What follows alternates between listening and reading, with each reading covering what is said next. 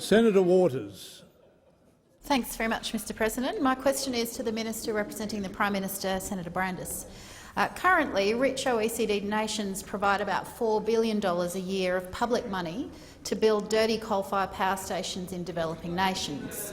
At a meeting next week, OECD nations will review those public subsidies to coal. The US and Japan have just proposed an agreed position to end funding for the dirtiest coal-fired power plants. Minister, why is Australia blocking that deal and opposing international moves to cut public funding to the dirtiest coal-fired power stations in developing nations? The Attorney-General representing the Prime Minister and Leader of the Government in the Senate, Senator Brandis. Well, Senator Waters, Australia believes in the coal industry. We believe in our own domestic coal industry, and this is a very clear point of difference between the government and the political party that you represent, Senator Waters. We know that Australia produces some of the cleanest coal in the world. We produce that coal— On my left. That coal is produced by a highly skilled workforce in accordance with world's best practice environmental standards.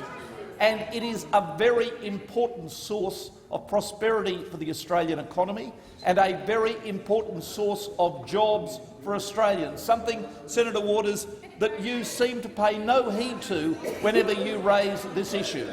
So the Australian government will continue to support the Australian coal industry. That's not a view, by the way, Senator Waters, only shared on this side of the aisle.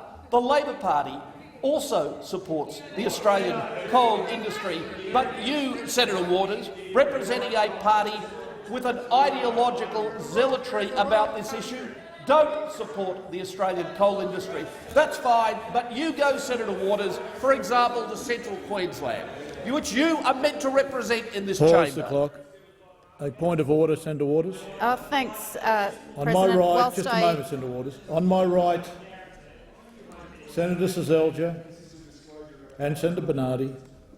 Senator Waters, point of order. Yes, thanks, President. Despite the minister's rhetorical flourish, I would actually like an answer to the question of why is Australia blocking moves to remove public funding for coal-fired power stations internationally. Thank you, Senator Waters. I believe the minister up front said because the coalition believes in coal and the coal industry.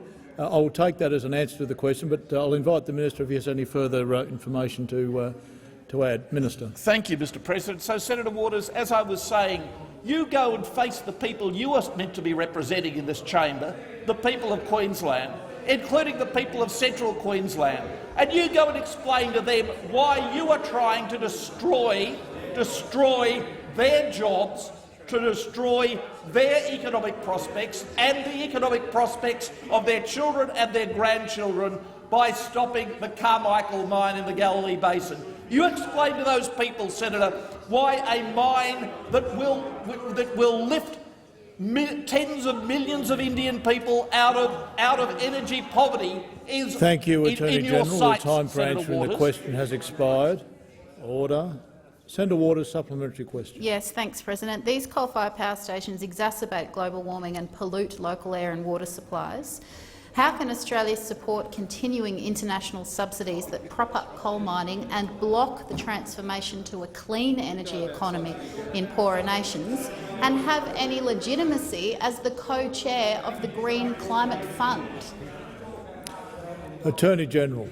Well, Mr President, Senator Waters, the fact that Australia has the honour to have been elected as the chair of the Green Climate Fund should give you a pretty clear indication that Australia commands more respect on this issue than you are prepared to accord to your fellow Australians.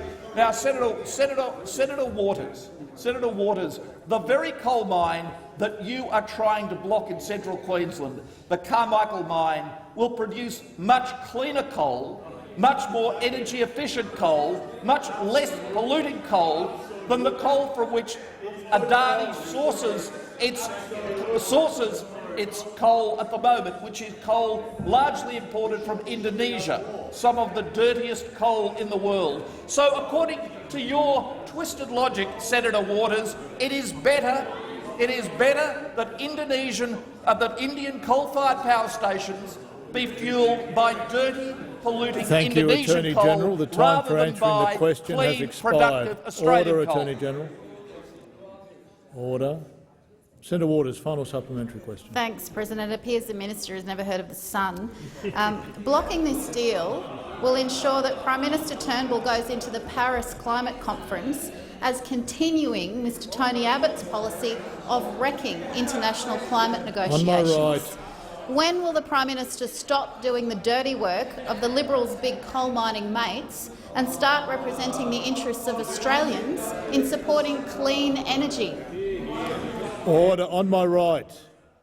Attorney General.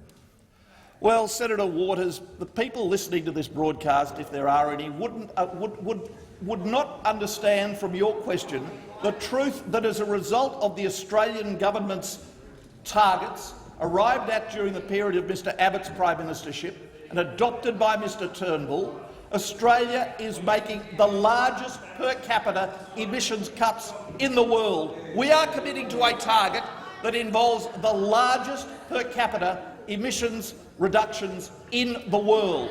Those emissions reductions will halve per capita emissions.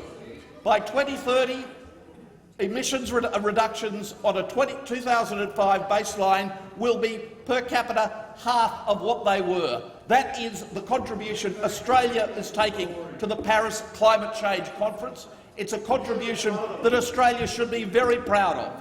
One of the most ambitious targets, in fact, per capita, the most ambitious target in the world. Thank you, Attorney General.